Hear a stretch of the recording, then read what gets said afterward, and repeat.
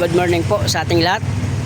Meron po tayong isang ginagawa na 4HL1. Ito po ay DAS1.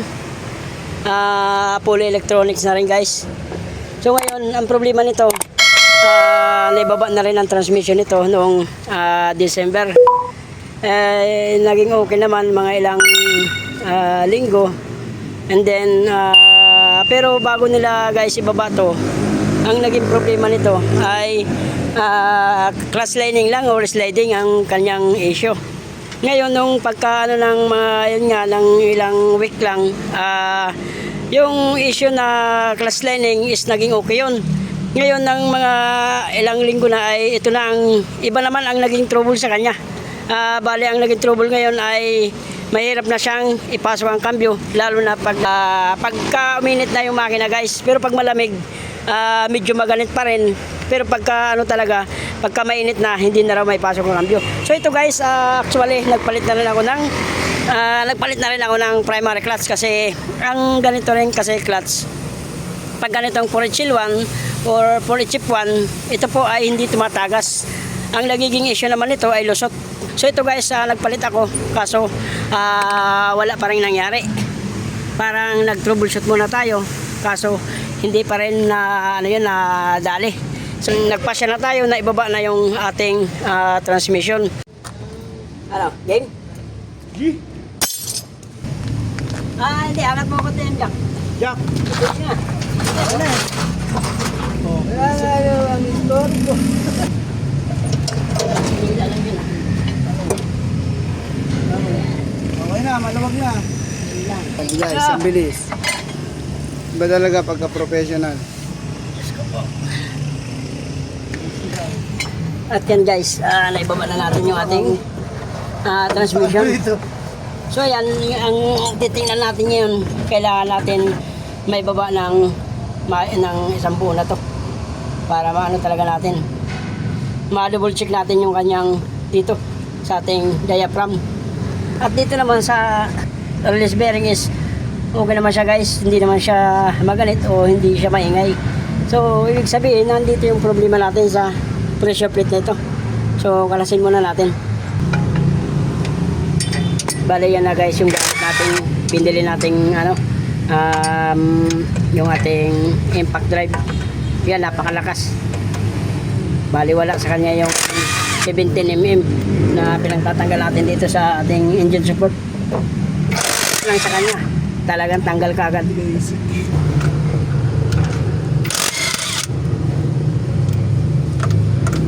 Bali wala sa kanya yung impact drive, guys. Kung ibang mahina yan na na baterya.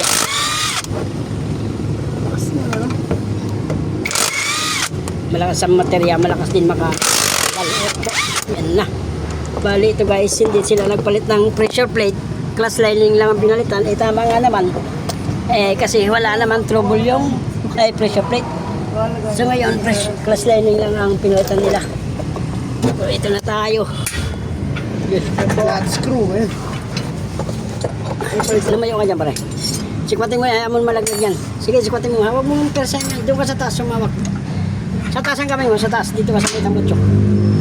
Yung panikwat mo, baka malaglagan ka yan. Bigat. Ayaw mo malaglag yan, huwag mong hawakan yan.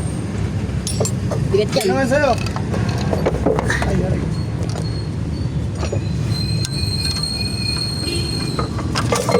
Uy! Ikaw na,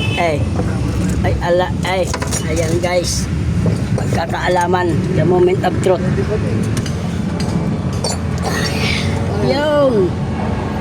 Yung ibig sabihin nito, guys, kaya ito may kayod-kayod. Nung naupulog yung clutch lining, ito na yung nakayod niya. Ito yung pinagdaanan ng rivets. So yan na yan, kaya nagkaganyan. Ngayon, pati itong flywheel natin, inadamay.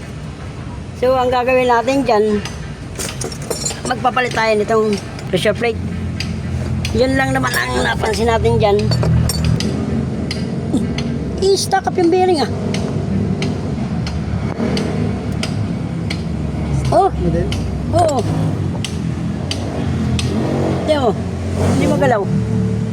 Oo, stack up na.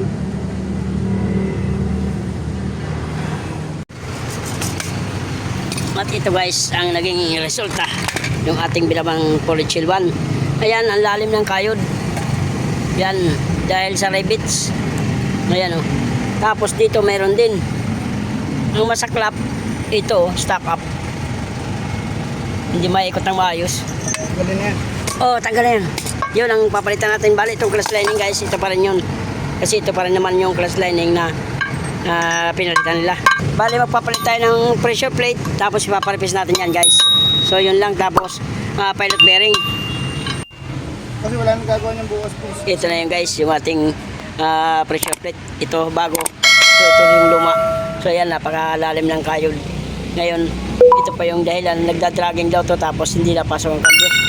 So, ito na yung ating radyo. Yan. Tapos, flywheel, pinarepis na rin natin yan guys. Siyempre, pag nagbawas dito, nagbabawas din dito yan guys. Para may balik pa rin sa dati. Kuminis lang siya pero nagbawas pa rin dito yun. Para may balik pa rin siya sa dati. So yan, ibalik na natin guys ang ating mga pyesa. Up dun sa hype din sa iso. Grabe.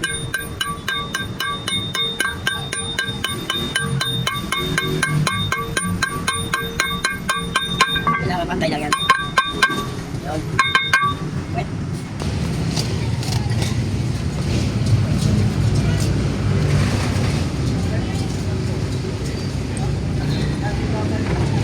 Oh, brothers. Ayan mo na natin. Ano ba yung ano niya? One. 2.5 silver.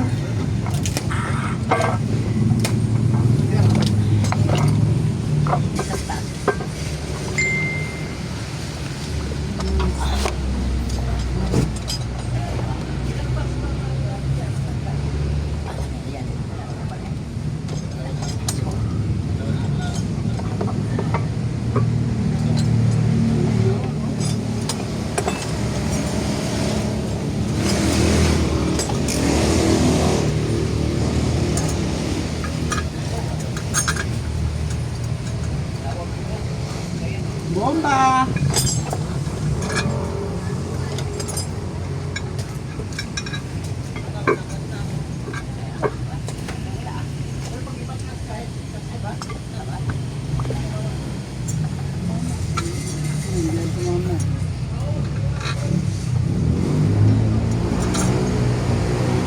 Bomba na!